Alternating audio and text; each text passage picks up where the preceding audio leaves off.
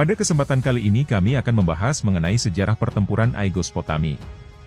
Pertempuran Aigos Potami adalah kekalahan telak Athena yang secara efektif mengakhiri Perang Besar Peloponnesia, membuat kota ini rentan terhadap pengepungan dan blokade laut. Tahun sebelumnya telah berakhir dengan kemenangan besar Athena dalam pertempuran di Kepulauan Arginusae, namun setelah pertempuran ini 6 dari 8 jenderal Athena dieksekusi karena gagal menyelamatkan orang-orang yang selamat dari 25 kapal yang tenggelam selama pertempuran tersebut. Dan 2 sisanya telah diasingkan. Mereka digantikan oleh Conon, Adeimantus dan Philocles. Spartan juga membutuhkan komandan baru, Callicratidas, Laksamana tahun 406, yang terbunuh dalam pertempuran di Kepulauan Arginusae. Pada saat ini, bertentangan dengan kebiasaan Spartan untuk menunjuk seseorang pada jabatan yang sama 2 kali, sehingga Lysander, komandan populer tahun 405, secara resmi ditunjuk sebagai orang kedua di Komando Arachus, tetapi kenyataannya Lysanderlah yang memimpin armada.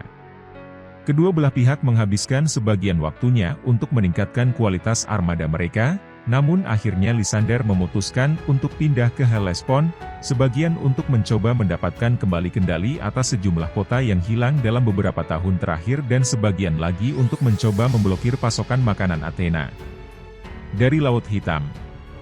Kesuksesan pertamanya datang di Lampsacus, di pantai Asia, yang dilanda badai. Ketika orang Athena mengetahui bahwa Lysander telah pindah ke Hellespont, mereka mengikutinya dengan armada 180 kapal. Mereka berlayar ke Hellespont, dan mengambil posisi di Aigos Potami, di seberang Lampsacus. Keesokan paginya orang Athena berangkat ke laut dan membentuk barisan pertempuran di luar Lampsacus. Lysander menolak untuk keluar dan berperang, dan setelah beberapa waktu orang Athena kembali ke markas mereka di pantai di Aigos Potami. Lysander mengirimkan beberapa kapal tercepatnya untuk mengikuti orang Athena dan mengetahui rutinitas mereka. Pola yang sama terulang pada 3 hari berikutnya. Hal ini membuat Alcibiades khawatir, seorang komandan Athena yang diasingkan untuk kedua kalinya, dan dia berusaha meyakinkan para jenderal Athena saat ini untuk pindah ke pantai menuju kota Sestos, di mana mereka akan memiliki posisi yang lebih aman. Pada hari kelima Lysander mulai bergerak. Kedua sumber kami tidak sepakat mengenai awal terjadinya bencana. Di Diodorus Siculus, komandan Athena pada hari itu, Philocles, berlayar dengan 30 trireme, dan memerintahkan sisa armadanya untuk menyusul. Beberapa pembelot memberitahu Lysander, dan dia memutuskan untuk memanfaatkan armada Athena yang terpecah. Seluruh armada Peloponnesia melaut, mengalahkan Philocles dan kemudian menyerang armada Athena yang tidak siap.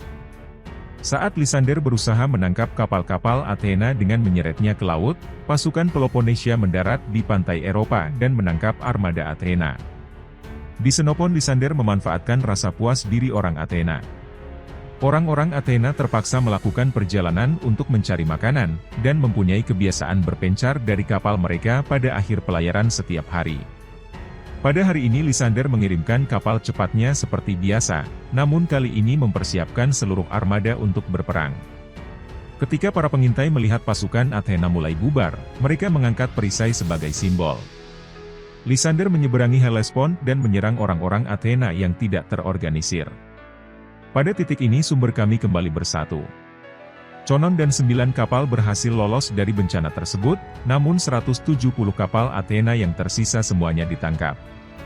Conon menyadari bahwa dia telah kalah perang, dan berlayar ke pengasingan di Siprus. Akibat bencana ini posisi Athena runtuh. Bizantium dan Chalcedon adalah kota pertama dari serangkaian kota yang dikuasai Athena yang menyerah kepada Lysander, dan dalam setiap kasus ia mengizinkan garnisun kembali ke Athena. Berita kekalahan tersebut dibawa ke Athena melalui trireme negara bagian, Paralus. Dengan hilangnya armada terakhir mereka, orang Athena menyadari bahwa mereka akan dikepung melalui darat dan laut, dan bahwa mereka mungkin tidak mengharapkan banyak belas kasihan jika menyerah. Kota ini segera dikepung oleh 2 tentara Peloponnesia dan diblokade oleh armada Lysander, dan pengepungan Athena, tindakan terakhir dari Perang Besar Peloponnesia, dimulai. Terima kasih sudah mengikuti video-video kami, jangan lupa share, like dan subscribe agar bisa selalu mengikuti update video dari kami.